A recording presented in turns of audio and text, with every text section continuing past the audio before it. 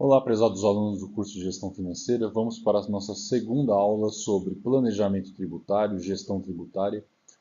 Hoje nós vamos falar sobre o imposto de renda da pessoa jurídica e a contribuição social sobre o lucro líquido. Bom, gente, como sempre eu coloco aí para vocês os objetivos, né? A nossa aula de hoje vai falar sobre o lucro real e lucro presumido. E na verdade o Simples Nacional eu vou deixar para a próxima aula. Então a terceira aula eu vou falar com mais detalhes sobre o Simples Nacional. Vamos falar um pouquinho também da essência do lucro real e alguns impactos aí da cobrança do PIS e COFINS nas empresas que adotam o regime de lucro real ou lucro presumido. Pessoal, vocês devem lembrar das categorias de tributos que nós comentamos na primeira aula. Então, só para lembrar vocês e posicioná-los, né, que o imposto de renda da pessoa jurídica ele é um imposto e a contribuição social sobre o lucro líquido é uma contribuição. E as duas são dois tributos, os dois são tributos federais. Tá? Pessoal, tributos diretos são aqueles que recaem definitivamente sobre o contribuinte, que está direto e pessoalmente ligado com o fato gerador. Né? Então, nós temos aí o imposto de renda da pessoa jurídica e a contribuição social sobre o lucro líquido com essa característica. Tá? Pessoal, nós não podemos dizer que o lucro real e o lucro presumido são impostos, mas são maneiras pelas quais eu apuro o imposto de renda da pessoa jurídica e a contribuição social sobre o lucro líquido. São modalidades de apuração desses tributos, tá? Do imposto de renda da pessoa jurídica e da contribuição social. Tá? São duas modalidades diferentes que querem levar ao mesmo objetivo, fazer a apuração desses tributos. Qual é a base do lucro real, né, gente? Qual é a ideia? A ideia do lucro real é que a partir da apuração do lucro por parte da empresa, então, lembrando das aulas de contabilidade, né, nós temos a demonstração do resultado do exercício, a DRE.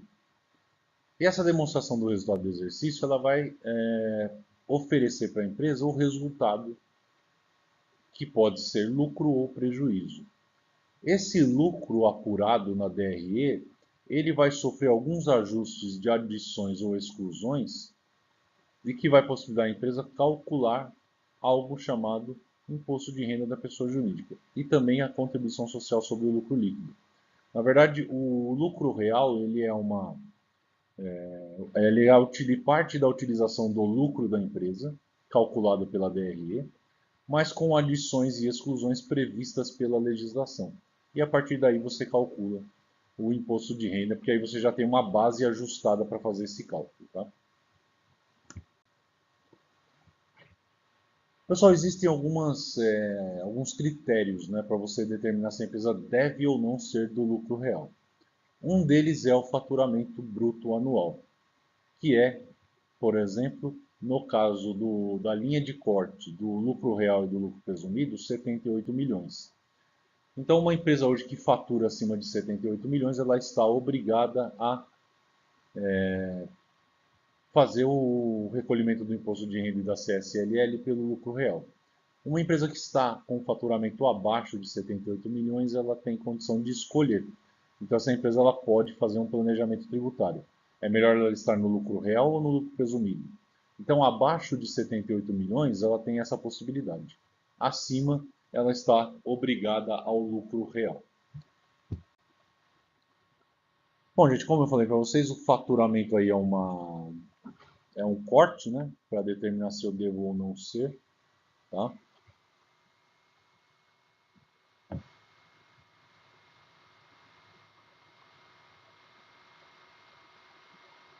Então, qual é o corte? É o faturamento de 78 milhões.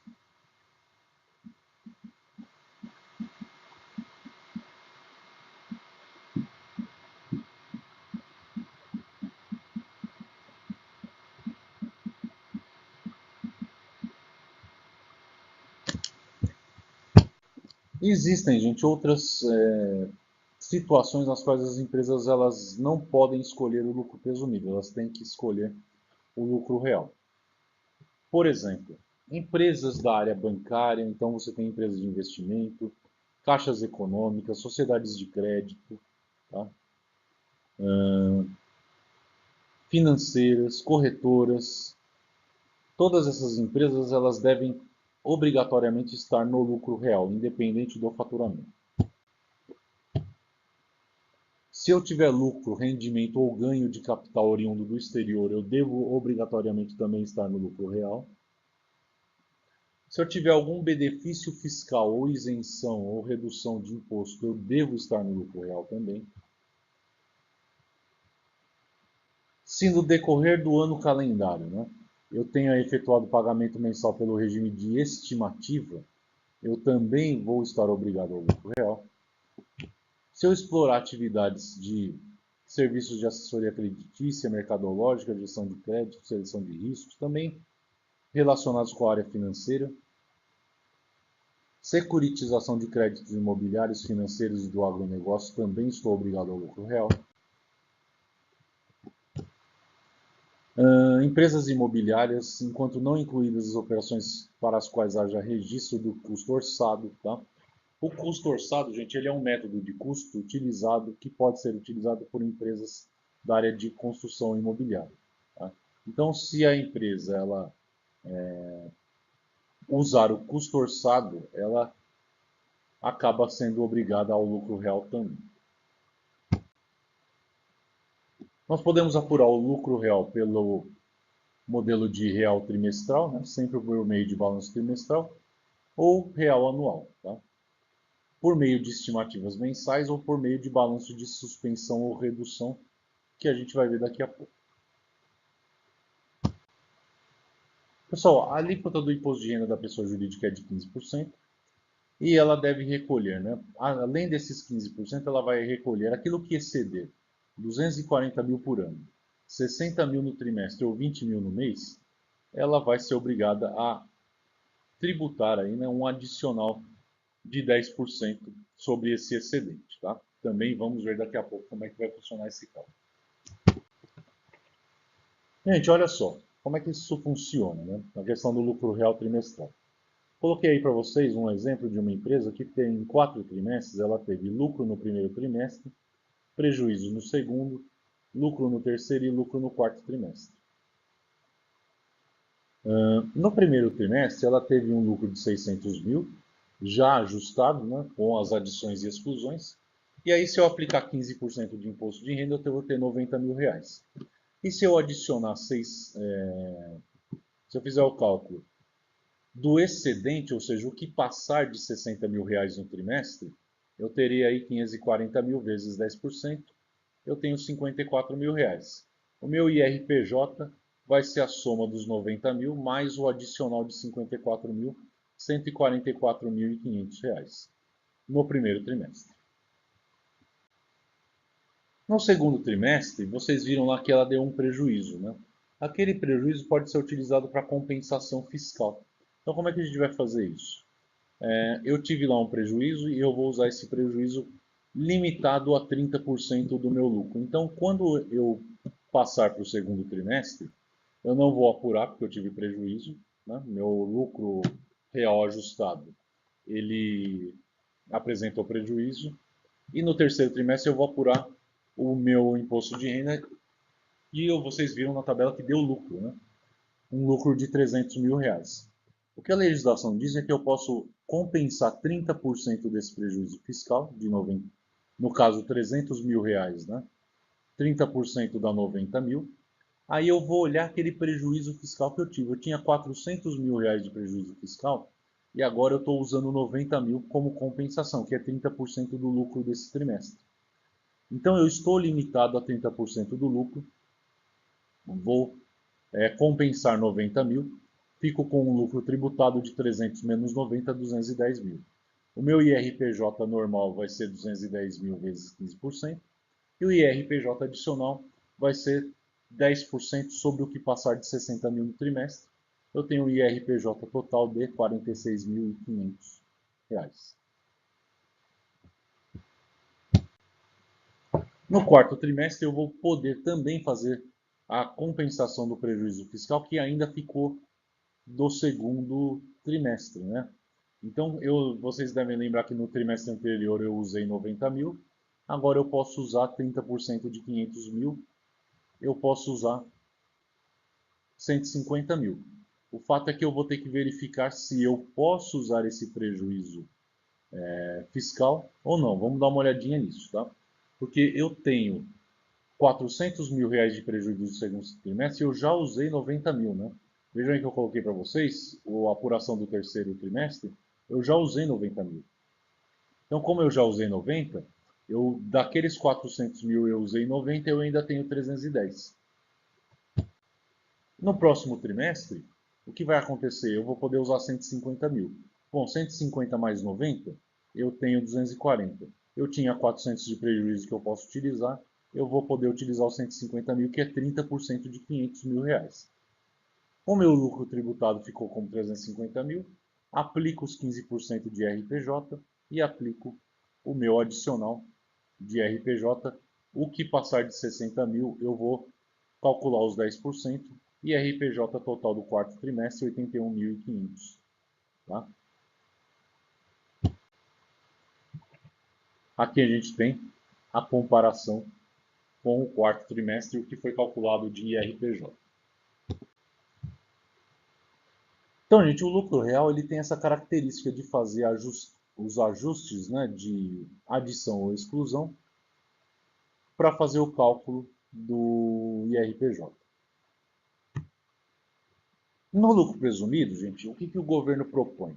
Ao invés de você calcular o seu lucro, ele vai dizer assim para você, olha, você não precisa me apresentar o seu lucro, mas eu vou fazer uma presunção do lucro com base na sua receita. Então ele vai dizer assim, olha, de acordo com a sua atividade econômica, eu vou dizer que você tem um determinado lucro. E você vai calcular o seu imposto de renda sobre o lucro que eu determinar. Por isso que o nome dele é lucro presumido, porque ele é uma presunção de lucro.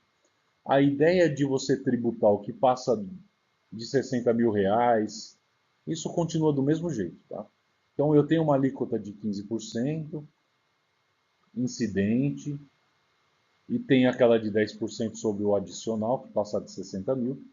Só que tem uma questão. Aqui o governo vai dizer qual é o meu lucro. Tá? Vamos ver como é que isso funciona. Ele é uma sistemática simplificada de apuração do IRPJ, tá? Que serve também para contribuição social sobre o lucro líquido. E eu devo fazer ajustes aí, ganhos de capital e demais receitas eu devo incluir no lucro presumido. As empresas que recolhem o IRPJ pelo lucro presumido, elas vão usar o mesmo sistema para recolhimento da contribuição social sobre o lucro líquido. Então, do mesmo jeito que no imposto de renda da pessoa jurídica para o lucro real, eu também uso aquele cálculo para apurar o meu imposto de renda e a contribuição social. Aqui eu vou fazer a mesma coisa. Gente, para fins de apuração do imposto de renda pelo lucro presumido, o que ele considera como receita bruta? Né?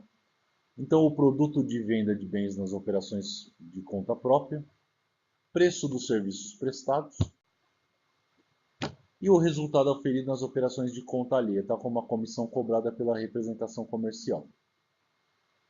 A receita bruta não se inclui as rendas canceladas, descontos incondicionais e os impostos não cumulativos cobrados destacadamente do comprador.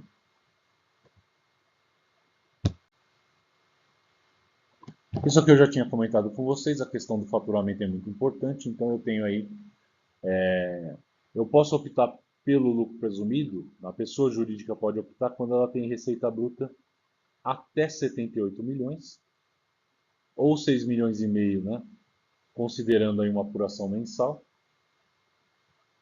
considerando, né, pelo número de meses de atividade no ano calendário anterior, quando inferior a 12 meses. Quem é que não pode apurar o IRPJ pelo lucro presumido? Gente, exatamente aquelas operações contrárias lá do lucro real, né? Então, tive ganho de capital no exterior. Então, não posso participar do lucro presumido, porque eu estou obrigado ao lucro real. Um banco, ele está obrigado ao lucro real, consequentemente ele está excluído do lucro presumido, né?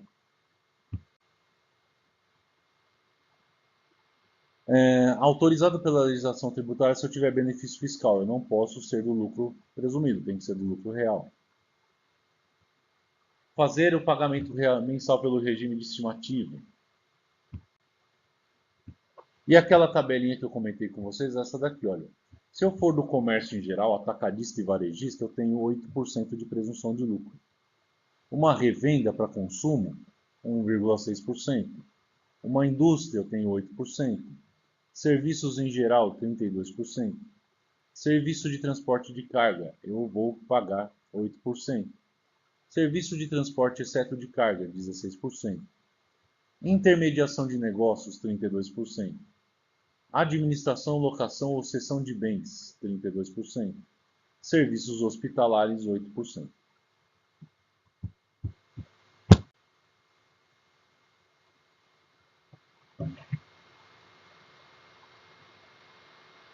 Aqui existe uma diferença, né, gente? As pessoas jurídicas exclusivamente prestadoras de serviços, cuja receita bruta anual seja de até 120 mil, podem determinar o lucro presumido mediante a aplicação de um percentual de 16% sobre a receita bruta, tá? Então, essa é uma outra exceção aqui às regras, tá?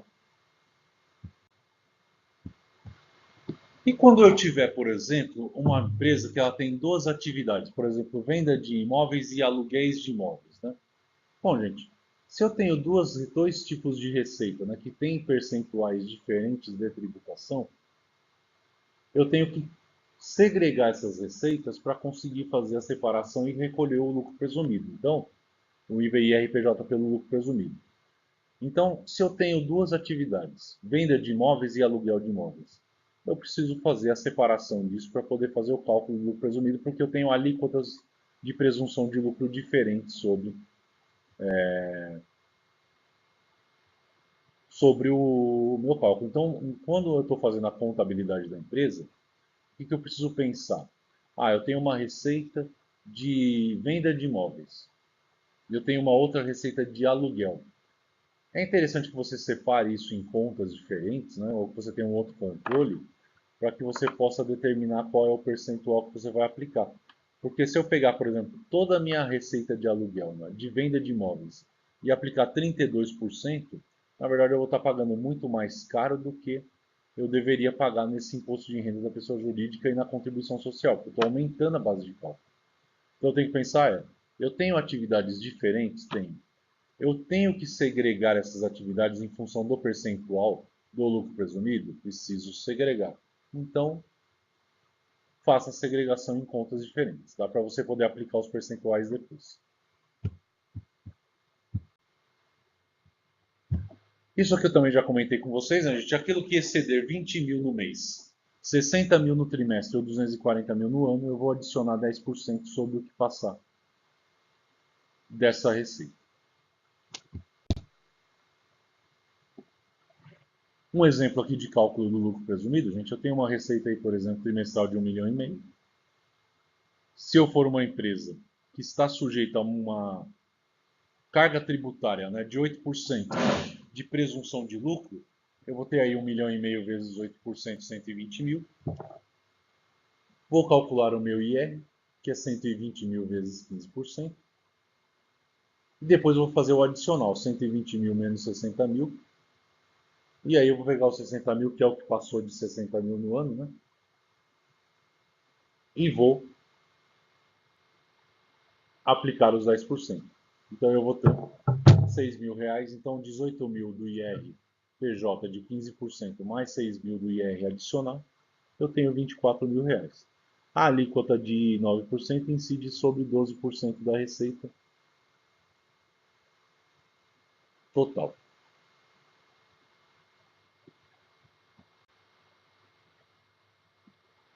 É só um exemplo aqui de aplicação, outro exemplo de aplicação do lucro presumido. Eu tenho uma receita bruta de vendas de 1 milhão, vendas canceladas de 80 mil, devoluções de vendas de 200 mil e a minha substituição tributária do ICMS, 20 mil reais. Eu vou fazer o ajuste dessa receita líquida, né? Vou ter um lucro presumido de 8%.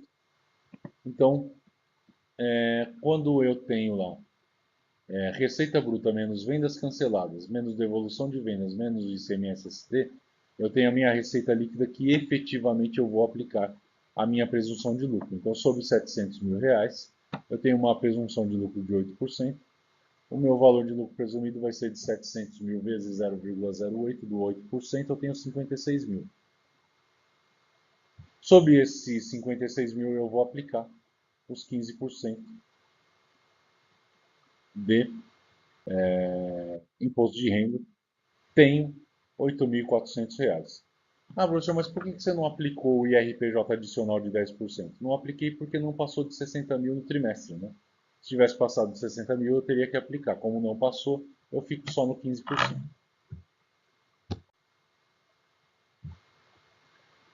Pessoal, uma coisa importante que a gente precisa saber quando a gente fala de lucro real e lucro presumido é a questão dos juros sobre capital próprio, né?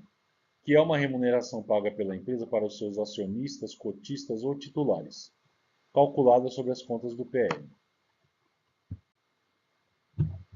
Esse valor ele é pago para os sócios, né, de maneira individualizada, né? E está limitado à variação pro rata dia da taxa de juros da TJLP.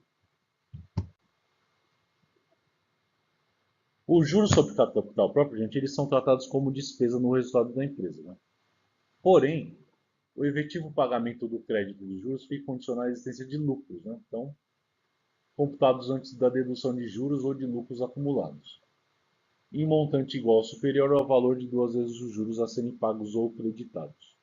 Esses juros sobre capital próprio auferidos pela pessoa jurídica devem ser adicionados ao lucro presumido para a determinação da base de cálculo. Tá? Então, preciso tomar cuidado com os juros sobre capital próprio. Vamos dar uma olhadinha nesse exemplo aqui. Ó. No primeiro trimestre de um determinado ano, a Comercial Mendes auferiu 5 milhões de receita de venda e a empresa possui cotas da Indústrias Lima. Então, ela tem cotas de uma outra empresa, que é a Indústrias Lima. No dia 20 de fevereiro de 2021, a empresa recebeu 7.200 referente à JSCP, que é juros sobre capital próprio. Líquidos de imposto de renda retido na fonte no montante de 800. E aí a gente precisa apurar o lucro, o IRPJ do trimestre. Então eu tenho lá uma receita de 5 milhões, um lucro presumido de 8%, eu tenho 400 mil reais. Só que eu recebi, o juros sobre capital próprio recebido foi de 8 mil, né? Que é daquela empresa que eu participo. Então a minha base de cálculo do IRPJ vai ser o lucro presumido da minha receita de vendas mais o juros sobre capital próprio recebido.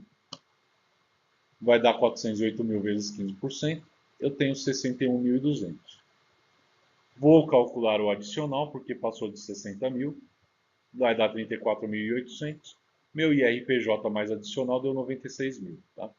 O IRRF retido na fonte sobre o juros sobre capital, que eu já tinha, né, já tinha sido recolhido, que era de 800, eu vou descontar porque eu já fiz o recolhimento de retido na fonte. Né? Então eu tenho o IRPJ a recolher de 95.200.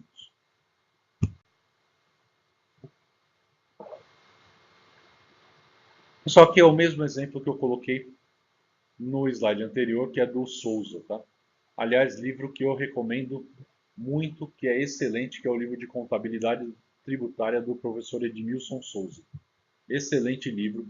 Você que trabalha aí na área tributária, que trabalha com tem envolvimento com tributos, é um livro que eu recomendo, porque o professor Edmilson foi extremamente feliz ao escrever o livro. Ele detalhou muitos pontos do nosso Código Tributário, da aplicação prática da contabilidade tributária.